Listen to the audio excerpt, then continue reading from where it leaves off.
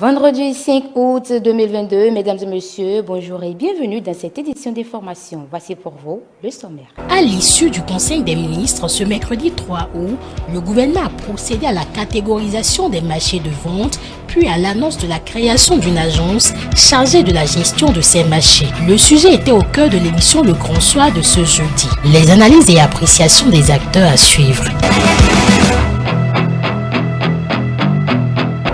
Remis ce jeudi du super premier lot de la tombola des factures normalisées. C'est à Adonis Konkbati qu'est revenu le véhicule de Mack RAV4. Les détails à suivre. Il se tient depuis hier à l'ambassade du Ghana un séminaire sur les opportunités d'immersion linguistique en anglais et d'études académiques au Ghana. Objectif, créer le brassage linguistique entre les deux pays.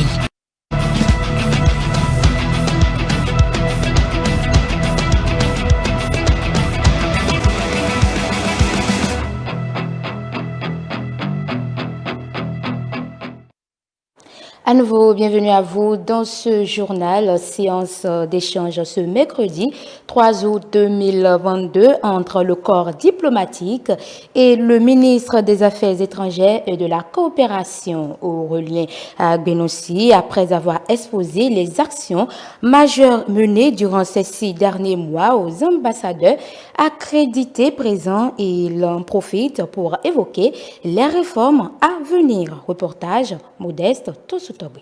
En présence du corps diplomatique, Aurélien Agbenossi, ministre des Affaires étrangères et de la coopération, expose les actions diplomatiques majeures menées par le Bénin ces 6 derniers mois. Nous avons signé une feuille de route pour la création d'un institut franco-béninois qui va remplacer ce qu'on appelle l'Institut français et qui sera situé au sein de ce qu'on appelle le QCC, le quartier créatif culturel, où le Bénin envisage de créer le musée d'art contemporain, des résidences pour artistes, mais aussi d'autres institutions. On parle d'une villa. Le deuxième outil que nous avons signé, c'est le programme de coopération qui est relatif au partenariat en matière de formation technique et professionnelle. Nous considérons que CMS-City, c'est un pôle de développement régional d'enseignement supérieur dans le domaine de l'enseignement et de la formation technique et professionnelle. Le président Talon avait plaidé fortement pour que la question de la formation technique et professionnelle, que nous avons retenue comme priorité au Bénin, soit aussi une priorité continentale. Près de 30 milliards, pour être très précis, 27 milliards de nos francs sur une période de 3 ans dans les cantines scolaires. Plusieurs autres accords ont été également exposés. L'autorité ministérielle n'a pas manqué d'énumérer les perspectives en vue et les priorités diplomatiques du Bénin pour le second semestre de l'année en cours. Nous avons le sommet Afrique-États-Unis qui est en gestation, qui est en préparation.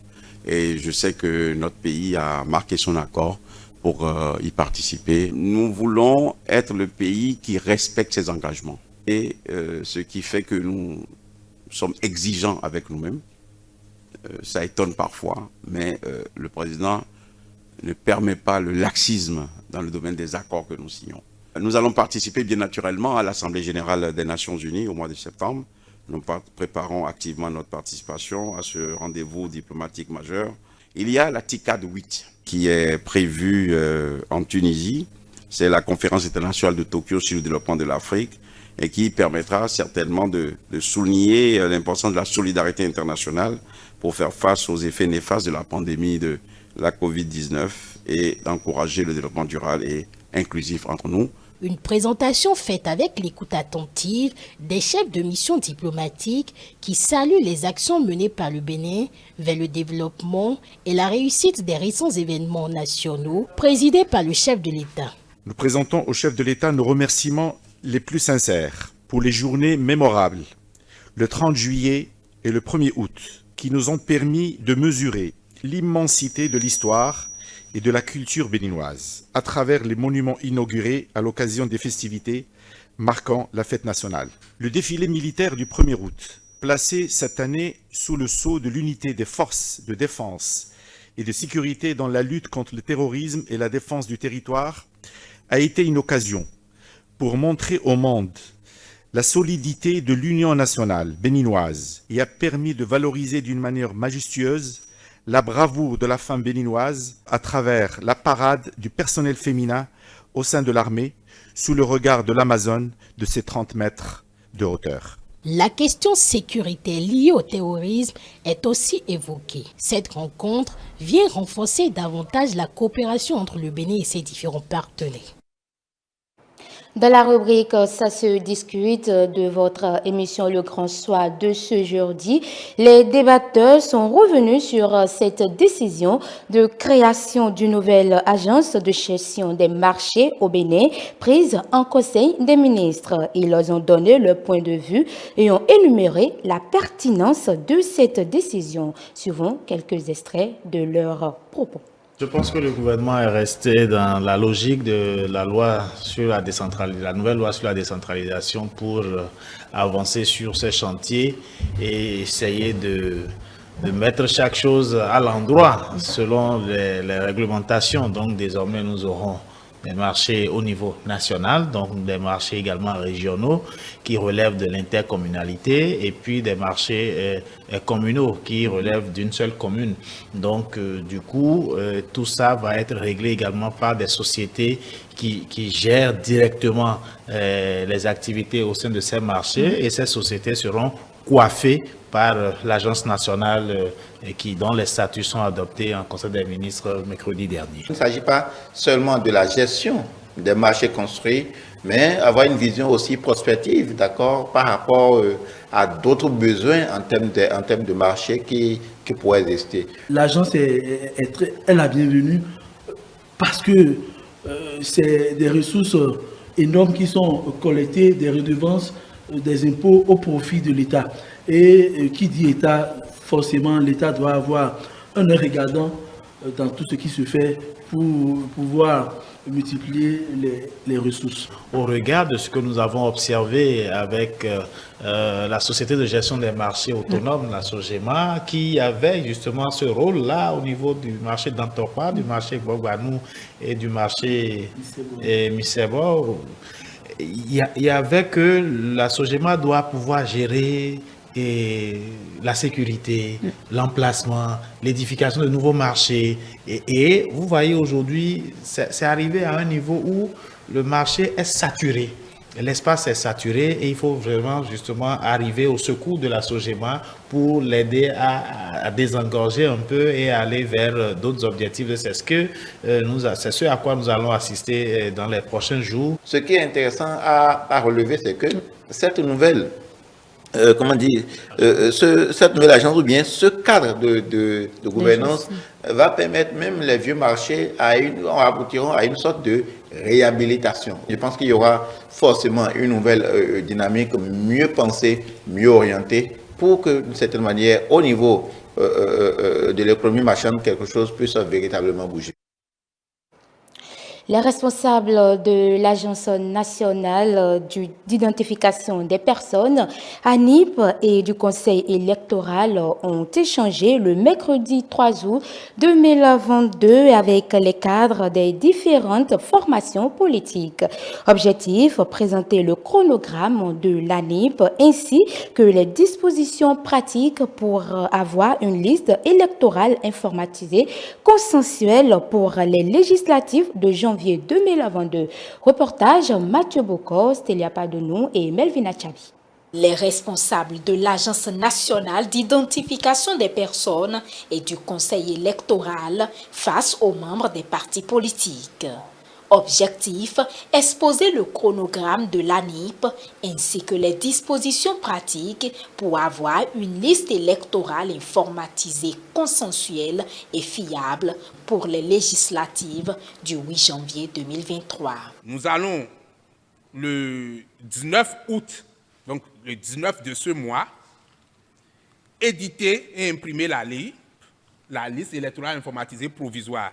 On démarre du 19 jusqu'au 2 septembre. Édition et impression de la liste provisoire. Affichage de la liste provisoire et collecte des réclamations dans la période du 8 septembre au 22 septembre. Prise en compte des réclamations du 23 septembre au 30 septembre. Publication et affichage de la liste électorale informatisée 21 octobre au 4 novembre. Transmission de la liste électorale informatisée à la Sénat le 7 novembre 2022. La ley en question n'est rien d'autre qu'un extrait des personnes physiques, des citoyens qui remplissent les conditions pour être électeurs. Mais parmi eux, qui sont ceux qui remplissent les conditions pour être électeurs? Et pour énumérer ces conditions, on va dire conditions d'âge et conditions de dignité électorale. Conditions d'âge, il faut avoir 18 ans au jour du scrutin. Conditions de dignité électorale, il ne faut pas avoir été privé de son droit d'être électeur ou d'être éligible. Avec ces deux conditions, on peut se voir à la bonne adresse. Et si on n'est pas content de cette adresse, on le fait savoir dans les délais requis pour avoir sa bonne adresse.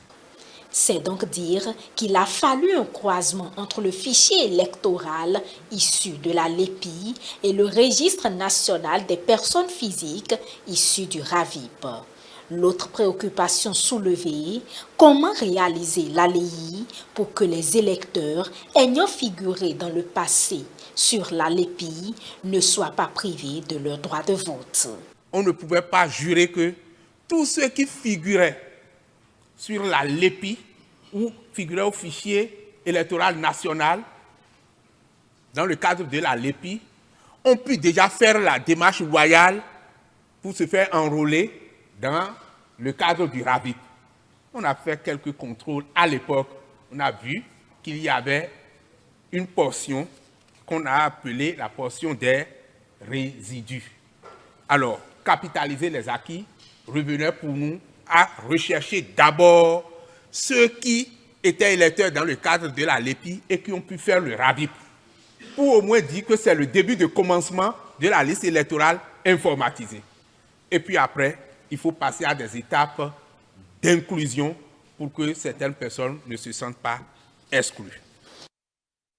Les responsables de l'ANIP et puis le Conseil électoral ont échangé pour présenter le chronogramme de l'ANIP ainsi que les dispositions pratiques pour avoir une liste électorale informatisée pour les élections de janvier 2023 et non de 2022. Nous continuons cette édition toujours avec l'ANIP au cours de cette conférence de presse organisée par l'ANIP. Le cas des personnes décédées a été aussi évoqué suivant les explications du gestionnaire mandataire de l'ANIP. Tous les cas de personnes décédées dont les identités avaient été par le passé utilisées pour commettre des fraudes à la loi électorale, on en dit parce qu'il y a des requêtes, il y a des écrits qui sont là, qui montrent que l'identité de personnes décédées a été utilisée pour avoir la carte d'électeur et pour participer aux élections. Aujourd'hui, tous ces morts, c'est-à-dire toutes ces personnes décédées, avant l'avènement du RAVIP, sont purement et simplement nettoyées. C'est-à-dire ne peuvent pas figurer sur la liste électorale. Parce que pour figurer sur la liste électorale, il eût fallu avoir été enrôlé au RAVIP. Et il faut être vivant pour se faire enrôler. Donc, les morts que certaines personnes tentaient de ressusciter ne peuvent plus être ressuscités. Ils sont définitivement morts en matière électorale, tout au moins jusqu'à l'avènement du RAVIP. Ça, c'est une prouesse. Parce que si l'État devait dépenser de l'argent pour nettoyer la liste électorale, en ouvrant des guichets de déclaration par régularisation des cas de personnes décédées, imaginez les millions que cela devait coûter au budget de l'État. Mais par un simple exercice informatique et par la logique des choses, vous n'êtes pas vivant au moment où on a fait le RAVIP. Si vous figurez sur la liste électorale, vous ne pouvez plus figurer. Ce nettoyage est profond. Maintenant, nous avons mis en place un nouveau système d'enregistrement des faits d'état civil, dont l'enregistrement des décès au registre national des personnes physiques. À la date d'aujourd'hui, à 12h30, 1850 C'est bien ça. Personnes ont été déclarées décédées depuis que nous avons mis le nouveau mécanisme en place et qui ont l'âge de voter et qui figureraient sur la liste électorale si on n'avait pas mis en place ce nouveau mécanisme. Ces personnes décédées n'apparaîtront pas sur notre liste électorale.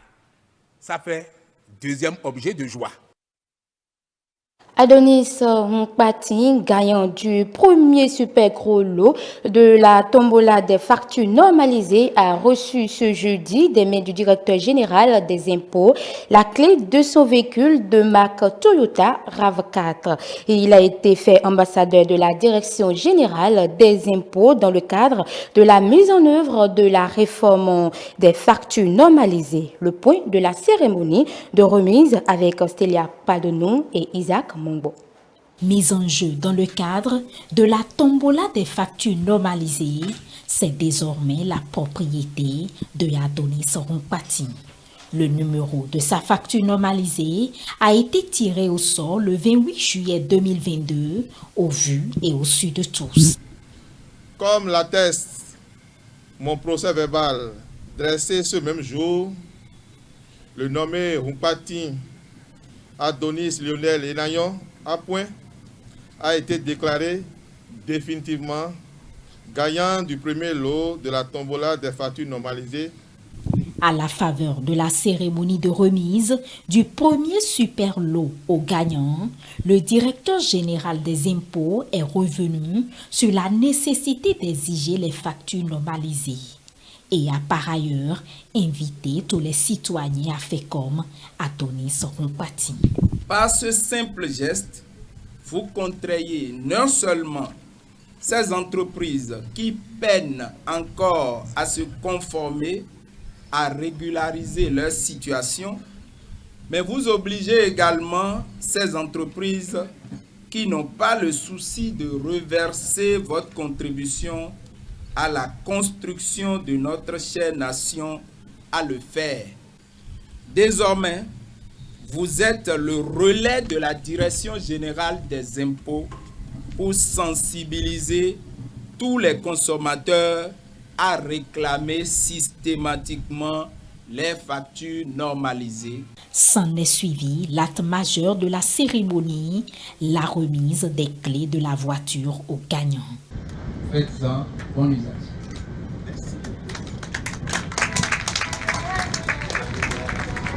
L'heureux du jour a tenu à saluer l'initiative. Chers compatriotes, gagner est une réalité avec les factures normalisées.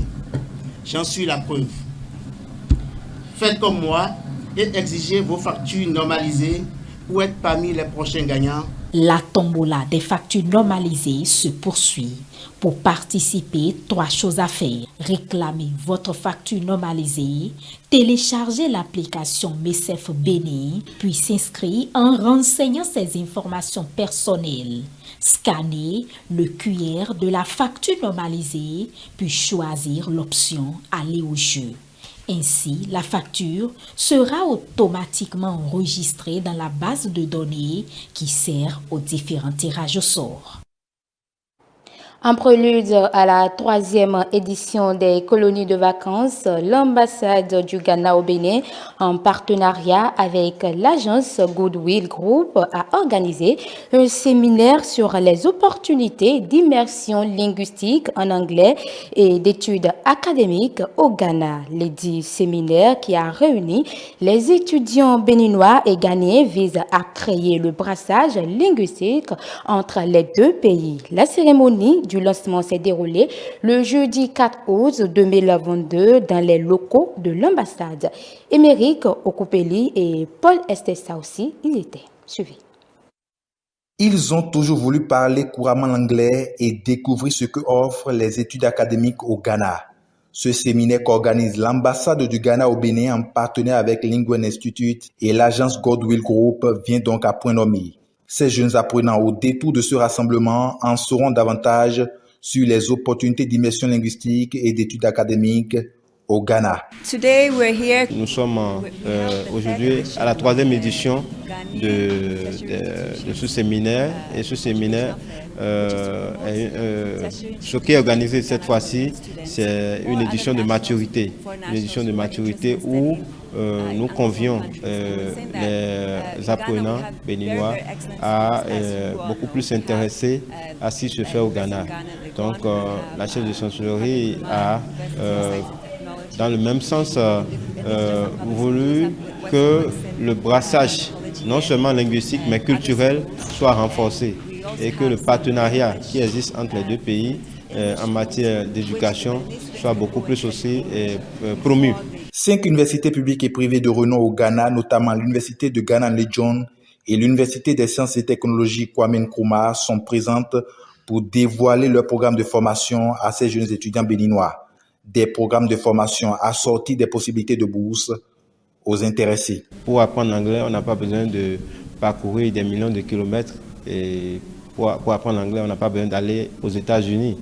Il y a juste un pays à côté avec beaucoup de facilité où les uns et les autres peuvent aller, se ressourcer et renforcer leurs capacités linguistiques. Donc c'est pourquoi l'agence Goodwill, en collaboration avec l'ambassade du Ghana, vient pour aider nos jeunes frères et sœurs à comprendre ce qui existe au Ghana. C'est un séminaire qui est ouvert à tout le public, à tout le monde, jeunes comme grandes personnes, pour venir se ressourcer et comprendre les opportunités qui existent. Au-delà d'un simple séminaire, c'est un brassage linguistique et culturel qui prend corps.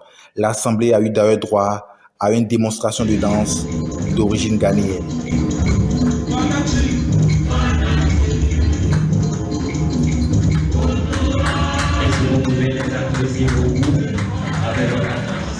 Une foire éducative est installée dans les locaux de l'ambassade. Les étudiants et toute la population sont invités à s'y rendre avant la clôture prévue pour ce vendredi 5 août 2022. Dans une interview avec un journaliste de la China Media Group, Cédric Frolik, président de la Chambre de l'Assemblée nationale, a déclaré que la visite de Nancy Pelosi à Taïwan provoquerait de nouveaux conflits et ne répondrait pas au désir de l'humanité de poursuivre la paix. Nous avons appris avec un sentiment de déception que cela s'est produit parce que nous sommes conscients des sentiments exprimés par la Chine et le gouvernement américain à travers le président Xi Jinping et le président Biden décourageant cette visite. Nous avons déjà beaucoup de conflits dans le monde, le conflit en Ukraine, la Russie. Ce n'est pas le moment de faire monter la température et de créer une possibilité de conflit direct ou indirect. Et on aurait espéré qu'un esprit sain n'aurait pas désiré continuer avec cette visite. Ce n'est vraiment pas dans l'intérêt de la paix mondiale de continuer avec cette visite. Cédric Frolik a déclaré que la Chine et les États-Unis avaient établi le principe d'une seule Chine dans 3 communiqués conjoints Chine-États-Unis. La visite de Nancy Pelosi a cette fois-ci violé les accords précédents signés par les deux parties et a porté atteinte à l'amitié entre les deux pays. Nous sommes tous conscients du fait que la mission réelle de la Chine auprès des Nations Unies a donné lieu à certains engagements dont le principe d'une seule Chine et du fait que Taïwan est une partie intégrante de la Chine et que les relations officielles seront dirigées par la République populaire de Chine. Changer cela maintenant, directement ou indirectement, va à l'encontre des engagements précédents qui ont été pris entre les deux pays. Cela aura un impact négatif aussi sur les relations sino-américaines qui sont là et sur l'appréciation des dirigeants précédents pour que la situation soit gérée d'une telle manière qu'aucun autre conflit ne soit créé, mais qu'il y ait la paix et la stabilité, en particulier dans le détroit de Taïwan. Monsieur Frolik a déclaré que Nancy Pelosi ne devrait pas délibérément créer des conflits à des fins politiques et miner la stabilité et la paix dans le détroit de Taïwan. Nous ne trouvons pas qu'il est politiquement opportun d'atteindre d'autres résultats en créant un conflit dans une zone où il y a une stabilité régionale. L'Afrique du Sud continuera, comme nous l'avons déclaré par le passé, à respecter la souveraineté et l'intégrité territoriale de la République populaire de Chine. Nous défendrons le principe d'une seule Chine. Nous croyons qu'il n'y a qu'une seule Chine dans le monde, que le gouvernement de cette Chine se trouve à Beijing et qu'elle est dirigée par le Parti communiste chinois sous la direction du président Xi Jinping.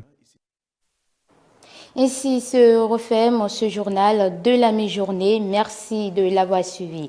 Suivez-nous sur l'ensemble de nos plateformes digitales. Notre site internet, c'est le www.etelebene.com, notre page Facebook, eTélé en direct, notre compte Twitter, eTélé Live, notre chaîne YouTube, eTélé Bénin, et en direct via notre application iOS et Android, eTélé Bénin. Agréable suite de journée à tous.